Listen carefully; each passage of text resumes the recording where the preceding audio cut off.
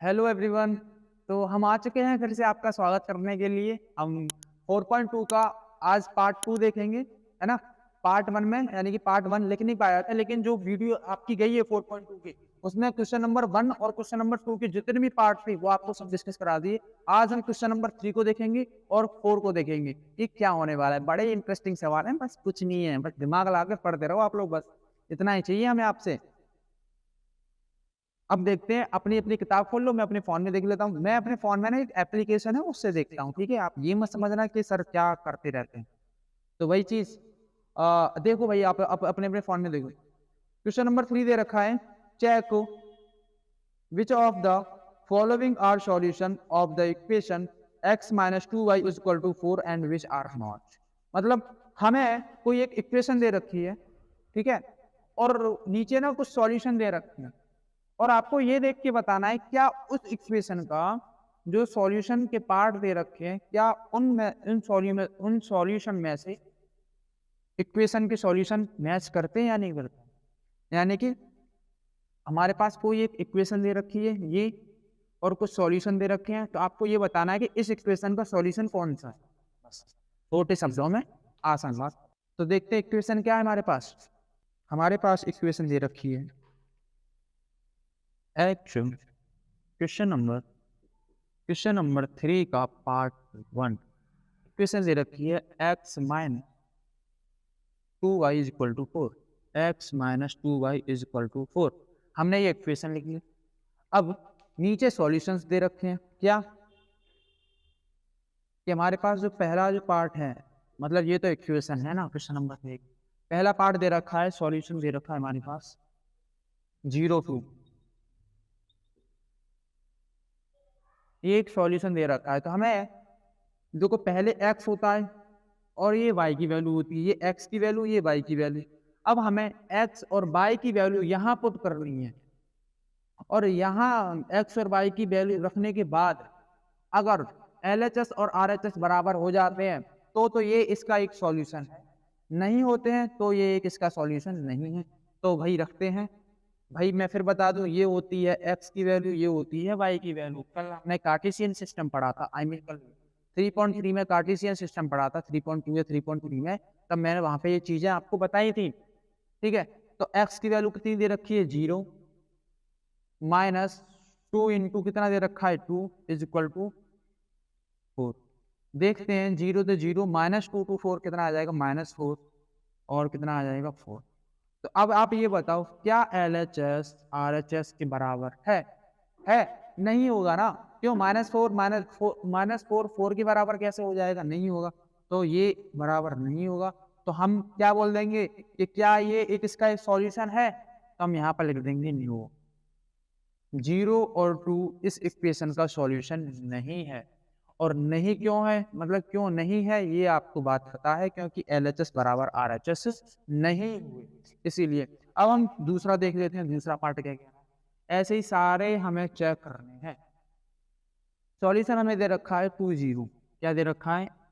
2 0 कोई एक सॉल्यूशन है इस इक्वेशन का, यानी ये होती है x की वैल्यू, ये होती है y की वैल्यू। x दे रखा है 2, तो अगर हम यहाँ पर 2 पुट करते हैं माइनस, और y की वैल्यू में 0 पुट करते हैं, तो तब वैल्यू क्या आएगी? तो यहाँ पर तो ये 0 बन जाएगा पूरा, यहाँ हो जाएगा 2 और इज इक्वल टू 2। अब बताओ क्या LHS RHS के बराबर हो गया? अब भी नहीं हुआ। और जब अब भी नहीं हुआ तो हम क्या बोल देंगे, क्या ये सॉल्यूशन इस इक्वेशन का एक सही सॉल्यूशन है? तो हम बोल देंगे नो। तो यहाँ भी हम क्या लिख देंगे? Statement no. बात क्लियर हो रही है ना आपको? ठीक है। अब हम तीसरा देखते हैं। तीसरा क्या है हमारे पास? 4 और 0 दे रखा है, कोई सॉल्यूशन है, 4 और 0 दे रखा है, और ये पता करना है कि ये इसका सही सॉल्यूशन है या नहीं है। तो ये फिर बता दूं, ये x की वैल्यू, ये y की वैल्यू, इसको हम एब्सिसा बोलते हैं, इसको हम ऑर्डिनेट बोलते हैं। ये चीज आपको पता होनी चाहिए।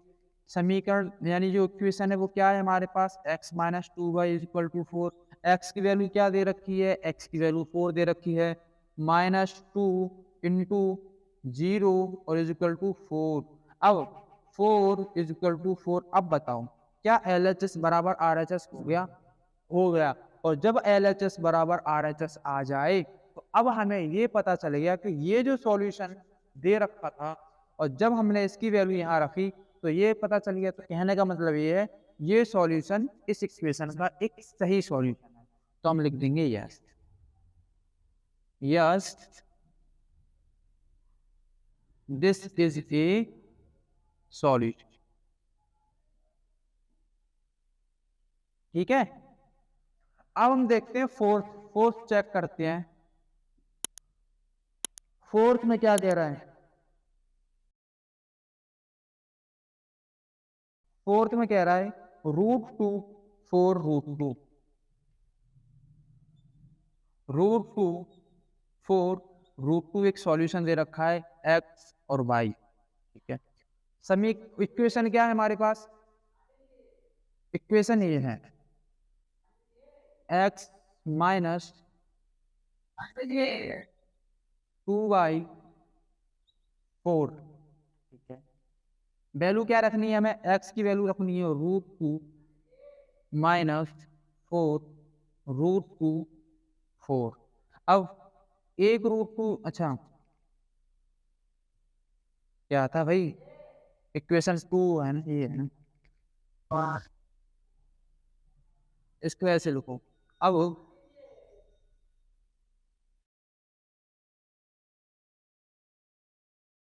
8 √2 हो जाएगा, 4 हो जाएगा। अब देखो यहाँ 8 √2 है, यहाँ 1 √2 है। अगर 8 में से बन जाएगा तो कितना रह जाएगा? यहाँ पर लिख देता हूँ, यहाँ पर रह जाएगा 7 √2 और इक्वल टू क्या हो जाएगा? 4। अब बताओ क्या LHS बराबर RHS है? क्या LHS is equal to RHS है? नहीं है।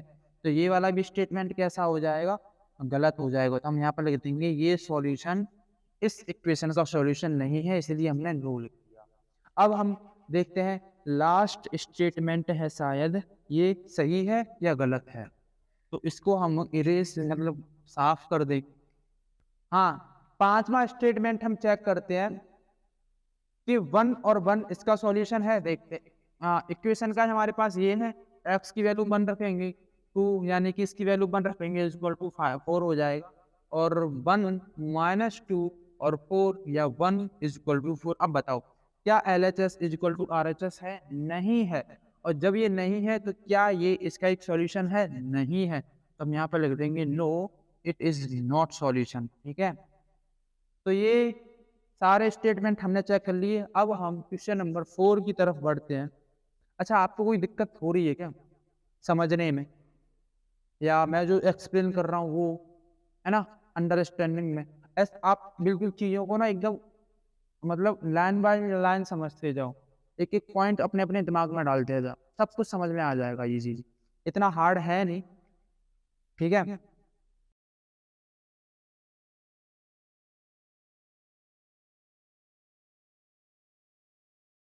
Question number 4। 4 क्या कह रहा है? एक बार हम क्वेश्चन पढ़ लेते हैं, आप अपनी किताब में देख लो कि फाइंड द वैल्यू ऑफ के, हमें के की वैल्यू पता करनी है। If x is equal to 2 y is equal to 1, यानी कि x की वैल्यू 2 दे रखी है, y की वैल्यू 1 दे रखी है। Is a solution of the equation, इसका है 2x plus 3y is equal to के का एक सॉल्यूशन दे रखा है। ठीक है, हमने के की वैल्यू पता करनी है। इक्वेशन क्या दे रखी है हमारे पास? इक्वेशन दे रखी है 2x plus 3y is equal to के। ठीक है, x की वैल्यू क्या दे रखी है?